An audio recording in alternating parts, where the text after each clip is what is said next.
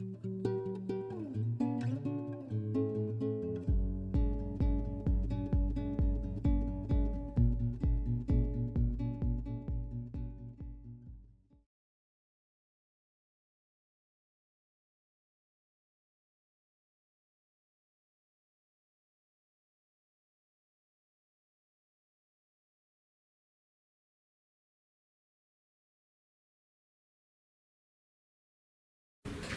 we move to the second lecture. Please, have a question. Yes.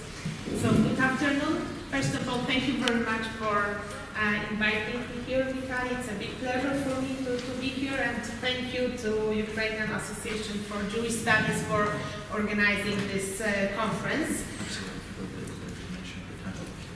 Okay, so the title of my presentation is the immigration of Polish Jews to Israel after the Second World War and the cultivation of Polishness in the new Homeland. And actually, Professor Hanin said how Eastern European country Israel is, so I would say how Polish Israel is, talking about Ben Gurion, Shimon Peres, and Yitzhak Shamir, for instance. So today I'm going to say a few words about the immigrants who actually built the state of Israel. So the main topic of our conference is from the state in construction to state facing challenges. So I will focus today on my presentation on this first stage, the state in construction. As I said, I'm from Krakow, Poland, Institute of Jewish Studies, where I teach the history of contemporary Israel and the history of Polish Jews after the Second World War. I wrote my PhD dissertation about one of those immigration waves, about the immigrants who made Aliyah to Israel between 56 to 59, the 60s, called in the historiography Aliyat Gomułka. I will elaborate on it later on. Because my time is limited, I will say briefly about those immigration waves, and then I will say a few words about how Polish they were, how they were trying to cultivate their Polishness. So let me start with a few words about numbers. Before the Second World War, there were approximately 3 million Jews living in Poland. There are historians who tend to say that it was 3.5 or 3.3. What is important to underline that it was for sure more than 3 million, and Poland was the biggest Jewish country. Poland was the biggest country with Jewish population before the Second World War. This number, 3.5 million Jews, was approximately 11% of Jewish population in Poland. So Warsaw, for instance, before the war, had 300,000 Jews, which was 1/3 of Warsaw population. So in other words, every third person in Warsaw was Jewish before the war. In Krakow, every fourth person. It was like 70,000 Jews living in Krakow before the war. As we all know, approximately 3 million Polish Jews died during the Shoah, during the Holocaust, which is of course a very, very big number, because as historians tend to calculate, to say that altogether 6 million Jews died during the Holocaust, during the war. So half of them, 3 million Jews, are from Poland. So for Polish Jewish communities, for Polish Yiddishkeit, it was really a very, very big loss. Now, most of them who survived the war did not survive within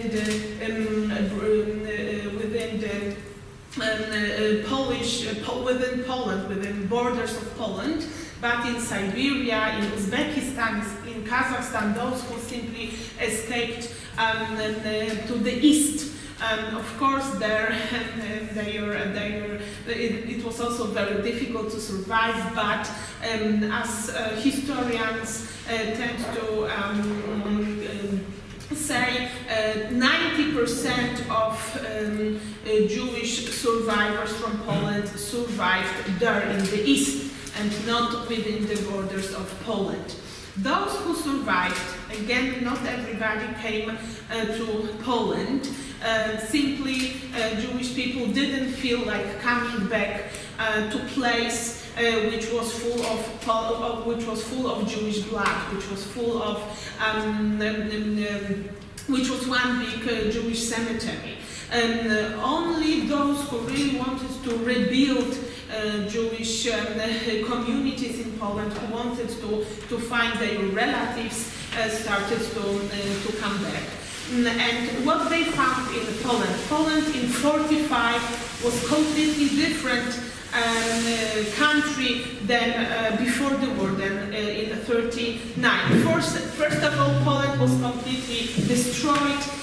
Then, of course, Poland was not a democratic state. We had communism in Poland. Of course, what was really a great difference is the lack of Jewish people. So most of the Jewish communities has vanished completely. And of course, one of the most important factor, most important change was also the pogroms. The pogroms which happened in Poland after the war. I will elaborate on it later on. And because of the new challenges, because of the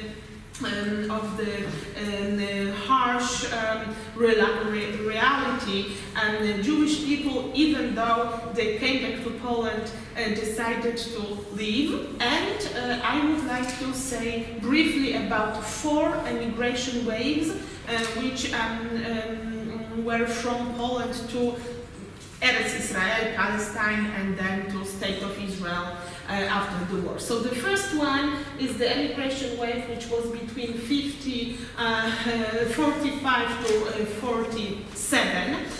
During this emigration wave, approximately 80,000 Jews left Poland, 80.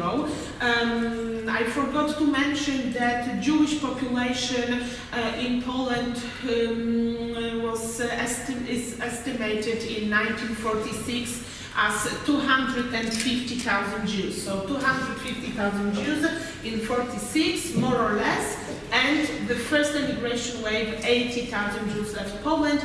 Most of them thanks to Bricha. Bricha was, of course, a Zionist organization who helped to smuggle Jewish people through the borders of Czechoslovakia, and that's how approximately 80,000 Jews left Poland.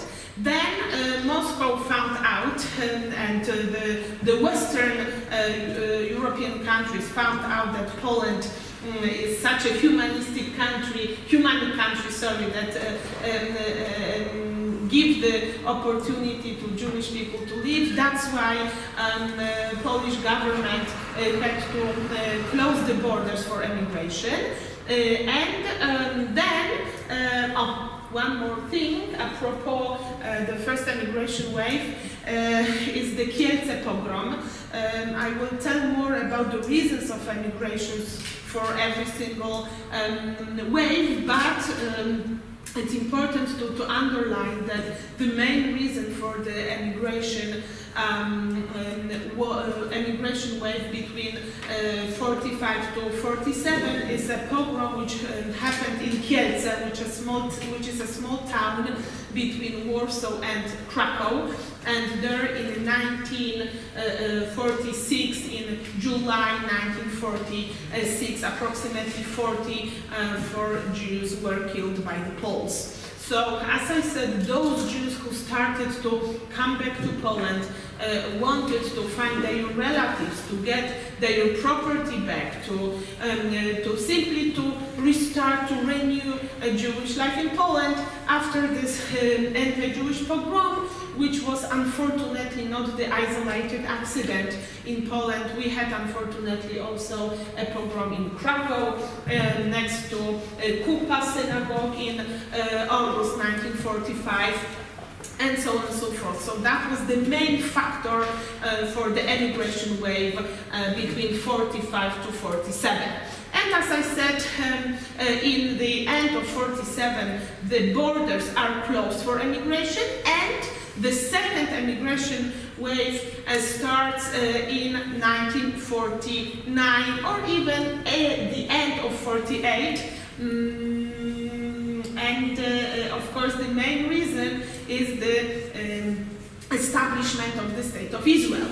So this emigration wave is called in the historiography Option Israel. Why do we call it like this? Because every Jew who wanted to leave Poland had to write in the document what is the reason for the emigration. So it was, most of them wrote Opcja Israel, Option Israel, the state is created, is established, I'm a Jew, I would like to live in the Jewish state.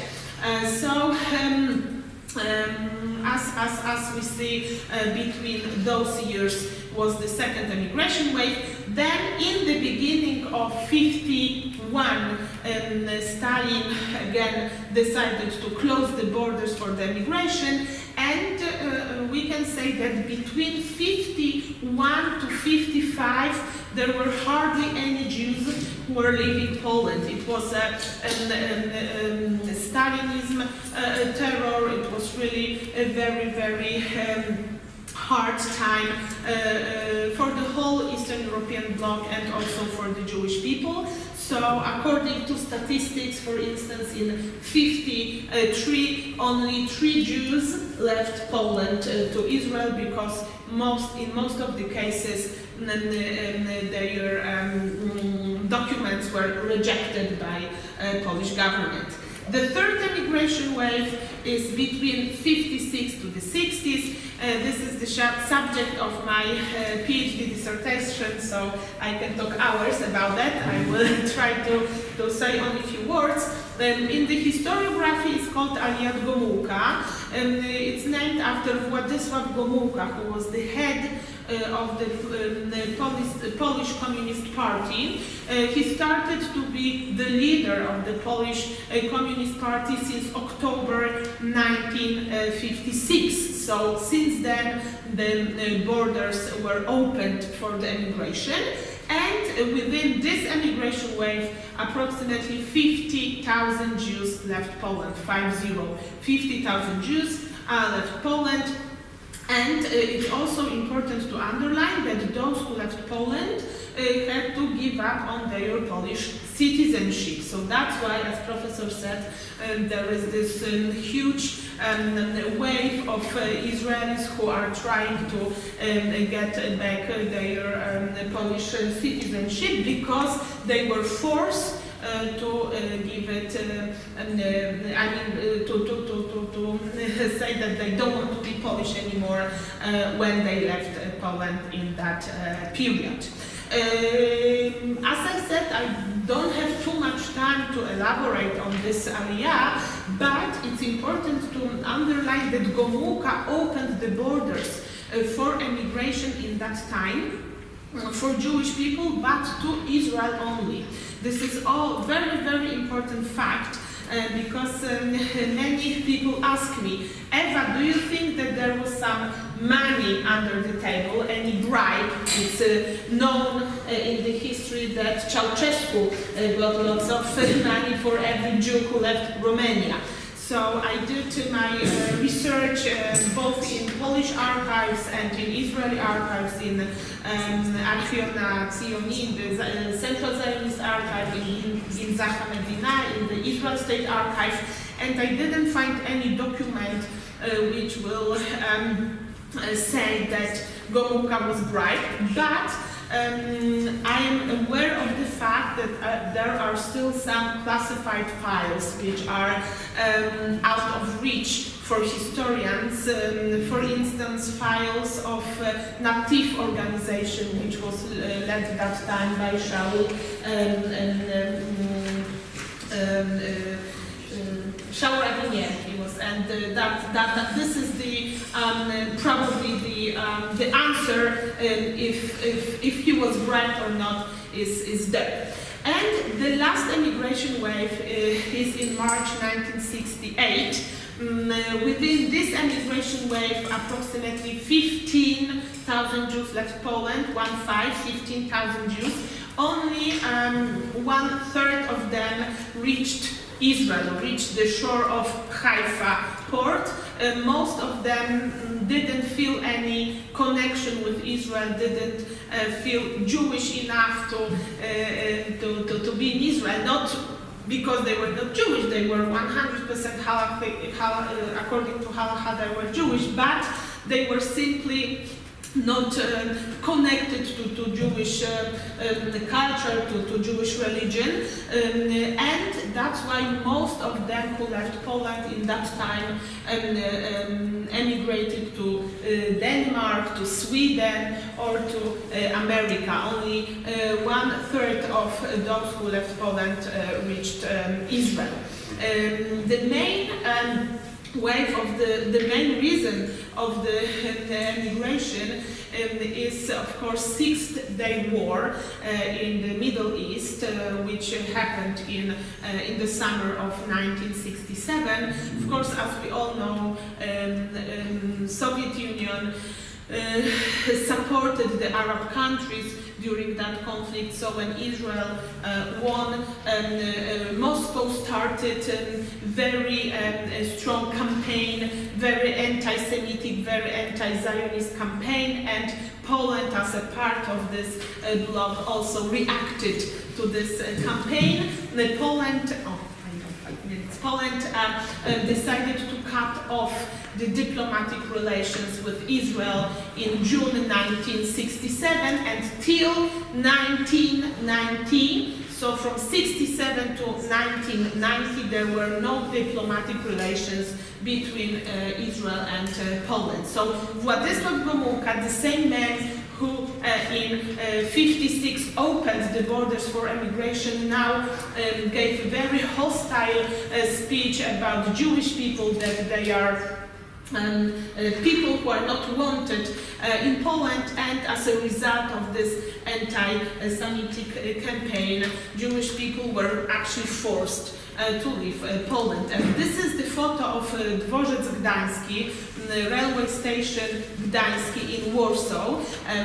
This photos show us really big tragedy, because those Jews who were forced to leave Poland in '68 actually didn't want to do this, because who wanted to do this left earlier, and those who left Poland in '68 knew that there are no diplomatic relations between Poland and Israel. So you cannot send a postcard, you cannot even send a letter to Poland to your friends, to your colleagues, to your family, because there are no diplomatic relations. Reasons for immigration. Many of them, the main reason was, of course, anti-Semitism, either anti-Semitism which happened, as we said, during the pogroms, anti-Jewish riots, or some other anti-Jewish accidents. And the reasons were also different, not only anti-Semitism, but also the kind of feeling that the Jewish state is established, so I would like to live in the Jewish state, or to reunion with my relatives who had emigrated before, as Professor said, with the first aliyahs. Also a kind of feeling that I'm staying alone as a Jew in Poland, because everybody is leaving. So I conducted more than 100 interviews while writing my PhD with those who left Poland, and I asked them, did your parents feel like living in Poland? They were Zionists, They wanted to live in the Jewish state, and they said, no, we were completely Polish. I even didn't have a clue that I'm Jewish, but because everybody was leaving, so my parents felt that we don't want to be the only Jews staying in Poland. That's why people decided to leave. A few more sentences, and I'm going to finish. The journey. Jewish people, usually the immigrants, took train from Warsaw via Czechoslovakia to Vienna, and then in Vienna they continue to Italy, and they took ships to Haifa. And in the very beginning, every new immigrant, Ole Hadash, was given Teudat Ole, which was a kind of contemporary identity card. And only after a few months, the real identity card was given to them.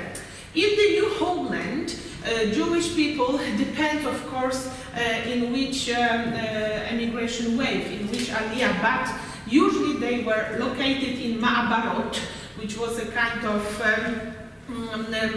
neighborhood with barracks. And after a few months of living in this kind of ma'abara, they were transferred into Shikun Amami, which was a kind of small block of apartments, and they, in most of the cases, lived till the end of their life. Most of the Polish Jews were located in Hulon or in Ramat Aviv, which is one of the neighborhoods in Tel Aviv today. And of course, everybody learned Hebrew. As I don't know if you read it, if you see it on what is written on the wall, but it says Am Echad Safa Achat, which means one nation, one language. That was very important for Ben Gurion, that every Ole Hadash can communicate, every new immigrant can communicate, like a Jew from Poland with the Jew from Morocco. So that's why they were learning in this Hebrew courses. But of course it was impossible to cut off the Polish root, so that's why most of the immigrants were still cultivating their Polishness. For instance, by reading newspapers which were published in Polish in Israel, such as Nowiny Kurier, or by visiting and buying books in the Polish bookshops, which were of course established in Tel Aviv. For instance, the most famous one was a Neustein bookshop on Allenby Street, which was for many years, till the 90s actually, like a cultural institute for Poland, not only a bookshop. Thank you very much. Thank you.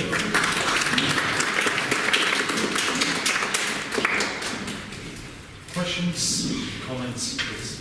And I also have one. Yes. Yeah. I have a question which was in my head with both your lectures, and you're both welcome to answer this. We have two immigrations from East European countries, from Russia, Soviet Union, and from Poland. The Poland immigration, it seems to me, became more Israelis and gave up on its Polish background and culture, rather than the Russian immigration, which still holds very tightly to the Russian culture. You asked everybody.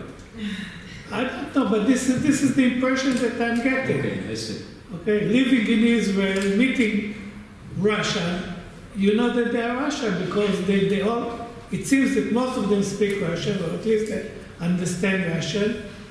And they somewhat also identify the Russian, and you don't see any Israeli that identifies as Israeli Polish. And I don't remember even in my childhood that people identified as that by themselves. Maybe others looked at them and said, he's a Polish. The Romanians say he's a Polish, but not people that looked upon themselves and said, we have an identity of an Israeli Polish.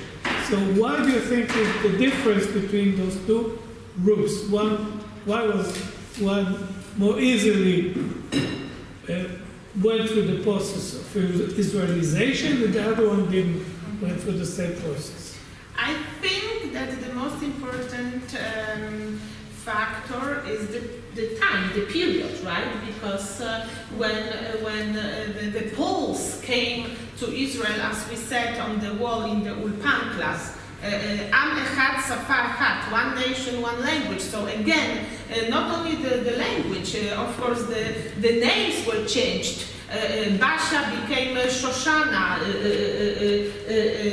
Vladimir became Zev, and so on and so forth. So it was a kind of must. For instance, I spoke with Ewa Wegrzyn. You're probably familiar with him. He is a very famous Israeli journalist. His real name is Skurnik, Leon Skurnik, but because he wanted to work for a radio in Israel, so in that time he was obliged to change his name. So actually it was a kind of politics strategy which was done by Ben-Gurion and I think by the whole government. So I think the period is the key factor, but what is also important to underline, not every emigration wave was that successful to become really Israeli. The first emigration waves, like in the end of 50s or even the Gomulka Aliyah, you are right, they actually after a few months of problems eventually successfully integrated within Israeli society. But the last emigration wave in March 1968, many of them actually left Israel after a few years because this is very small group. This is very small group, but in the 70s or even in the 80s, they emigrated. They decided to emigrate to America, for instance, because they couldn't find their own identity there in Israel. So again, you are right. The great majority of Olim Chadashim from Poland became eventually Israelis, and they consider themselves today like 100% Israelis, but with plus. As Professor said, they are looking for this plus, they are searching for their roots, they are coming for Tiur Shorashim to do this trip to Poland when they were born. They are trying to get the Polish citizenship back, so they are actually interested in their Polish roots, but they feel 100% Israelis. Well, I have nothing else to say, but I will support my colleague. As Ewa said, in principle, I don't see any difference in the process of Israelization of the Polish Aliyah and Russian-speaking immigration, Russian-speaking Aliyah. And the difference is in understanding what does it mean to be Israeli. What does it mean, what Israel means, and what does it mean to become Israeli. In the situation with the Polish Aliyah, it was to be a part of the melting pot. In the situation of the Russian-speaking Aliyah of the 1970s, it was also a melting pot, still, okay? But Aliyah of 1990s and 2000 actually came to Israel when Israeli society didn't demand from those who are coming to abandon their cultural roots. On the contrary, Israeli society at the moment, or starting from 1990s, started to see it as their advantage rather than a disadvantage. And as a matter of fact, we understand that this advantage also realized itself not only in culture, but also in politics and economy.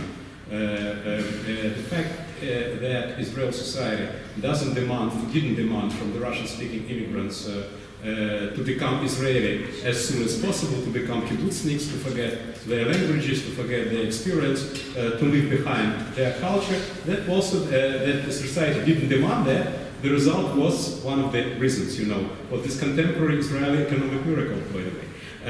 So from this point of view, I can't see any difference between the two groups. Besides, of course, that Israel of that time and Israel now are two different countries. But if you permit me, very short question. Yes, I'm interested in your insights.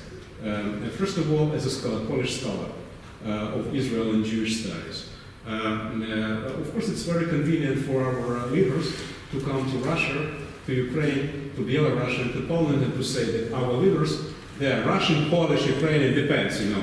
The fact they were born in the Russian Empire, the fact that they were born in that part of Russian Empire, that between wars for the Poland, or in fact that they were born in the Belarusian and Ukrainian city. How you see in terms of the Polish scholarship? Your approach is still so-called, in quotation mark, imperialistic, and that's it, okay, and that is why Ben-Gurion is Polish. Or you understand the difference between those who were born in Lodz, Lvov, or Mogilov. And my second question is, what about the crypto-Jews in Poland? What does it mean at the moment for Polish society and their understanding of Israel, about 1 million people of so-called Żydowskiego pochodzenia? So maybe I will, because the food is already on the table, so probably we are all very hungry, I will just give very short answers. So yes, of course, in that period, according to your, apropos your first question, the Poland was not existed as a country on the map of the world, because there was a division of Poland, so that's why we cannot say that somebody was Polish, because Poland was not existed on the map of the world.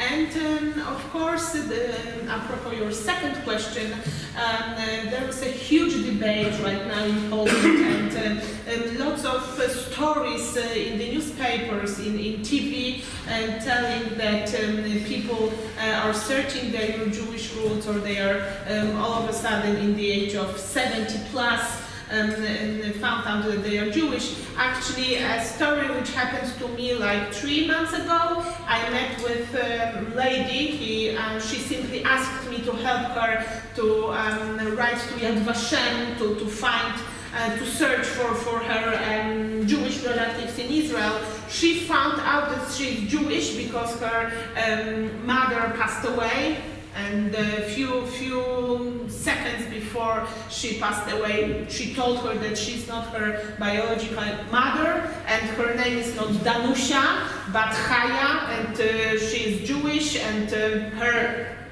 Jewish mother was a good friend of this lady who was about to pass away, so she simply adopted her, and all her life Danusha didn't have a clue that she's Jewish, that she's Chaya, and only few seconds before the death, her mother told her that she's not her child. So actually there are many stories like this, and again, what people will do with this kind of stories. Some of them don't want to share it with their friends, with their family, because they have trauma or they are afraid, but some people share the stories, like Danusha. She's interested in searching her relatives in Israel. She told the truth to her husband, to her children, to her grandchildren. So it really depends on the person.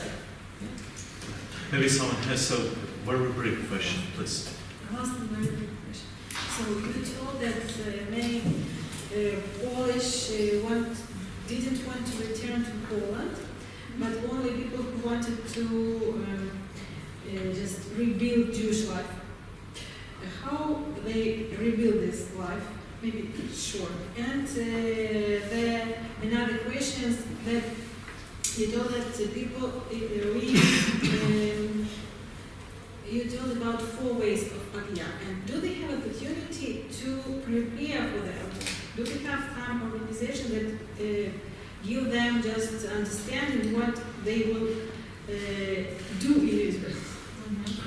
Okay, so let me start from the second question. No, they didn't have time to prepare, because since they got the green light from Polish government that they can emigrate, sometimes it was like 1 month or 2 months for them to pack their belongings and simply emigrate.